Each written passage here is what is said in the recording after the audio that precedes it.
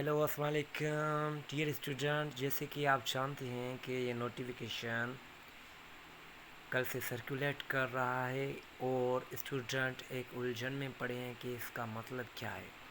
काफ़ी तो talented student है जो समझ गए हैं, लेकिन मैं आपको फिर भी गाइड कर रहा हूँ कि इस नोटिफिकेशन का क्या मतलब है और स्टूडेंट के फेवर में है कि नहीं है।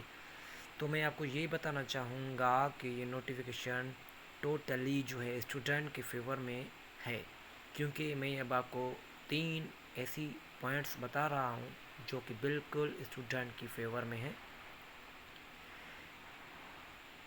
पहली पॉइंट जो मैं अब आपको बताने वाला हूँ वो है कि क्लास 9 से 12वीं तक जो पेपर होंगे वो रिड्यूस्ड कोर्स में होंगे।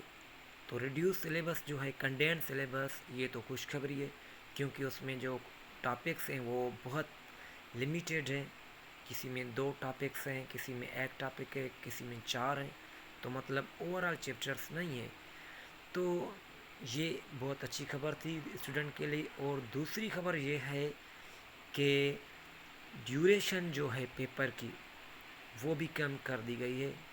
पहले जो प्रीवियस ईयर्स में आप एग्ज़ाम देते थे तो उसमें 3 घंटे का पेपर होता था। अब उन्होंने इसको रिड्यूस करके डिक्रीज़ करके 2 घंटे का पेपर किया है। और इंटरमीडिएट के कुछ ऐसे पेपर होते हैं जो 2 घंटे के होते हैं, तो उनकी टाइमिंग को भी कम करके उन्होंने 1.5 घंटा कर दिया है। तो ये थी दूसरी बात, क्योंकि आपका टाइम भी कम हुआ।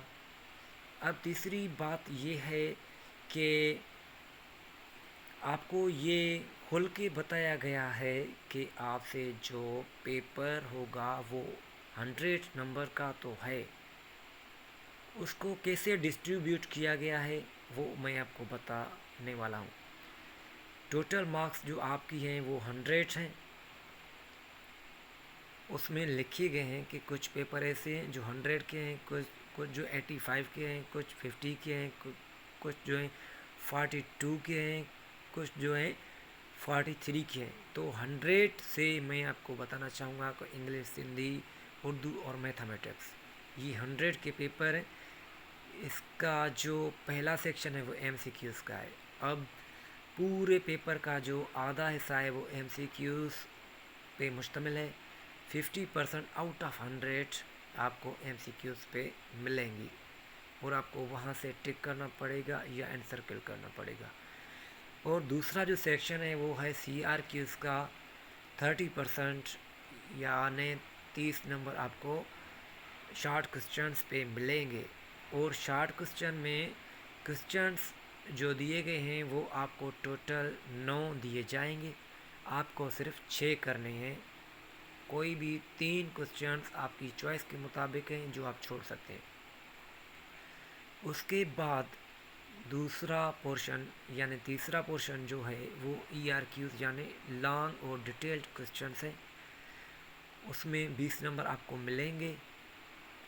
उसका जो क्वेश्चन देने का तरीका है वो आपको 3 क्वेश्चन देंगे। लॉन्ग क्वेश्चन आपको सिर्फ 2 करने हैं, 1 छोड़ना है।